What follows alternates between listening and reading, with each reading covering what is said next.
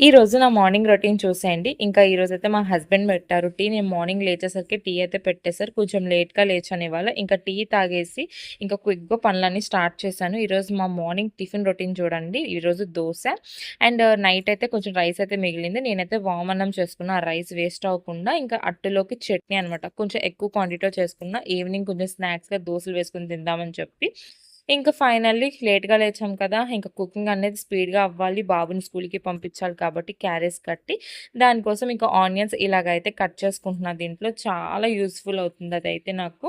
ఇంకా లేట్‌గా లేచామంటే త్వరగా కంప్లీట్ అయిపోవాలి కుకింగ్. ఇంకా నేనేం చేస్తానంటే టమాటా కర్రీ చేసేస్తున్నాను క్విక్‌గా అయిపోద్దని చెప్పి. ఇంకా మా హస్బెండ్ అయితే వెజిటబుల్స్ తెచ్చారు. అవి సదురుతూ పక్కన కుకింగ్ అనేదైతే చేసేస్తాను అనమాట. ఫస్ట్ నేను వెజిటబుల్స్ తెచ్చినప్పుడు దేనికి దానికి సెపరేట్ పెట్టేస్తాను. ఇంకా తర్వాత వెజిటబుల్ కవర్స్‌లో పెట్టుకుంటాను. ఇక్కడ ఒక చిన్న టిప్ అండి. కొత్తిమీర అనేది చాలామంది బాక్స్‌లో పెట్టేసుకుంటారు కట్ చేసేసి. బట్ అలా చేస్తే ఎక్కువ రోజులు రాదనమాట. ఇలాగ లాస్ట్‌వి కట్ చేసేసి ఇలా కట్ చేయకుండా కవర్‌లో పెట్టుకొని మూడేసుకొని ఫ్రిడ్జ్‌లో పెట్టుకుంటే చాలా వీక్స్ అయితే వస్తది. ఒకసారి ట్రై చేయండి. ఇంకా ఈలోపు సదిరేలోపు నా కుకింగ్ కూడా కంప్లీట్ అయిపోయింది. ఆల్ ఆఫ్ సడెన్ అమ్మ కూడా వచ్చింది. ఎందుకొచ్చిందో నెక్స్ట్ వ్లాగ్‌లో షేర్ చేస్తాను.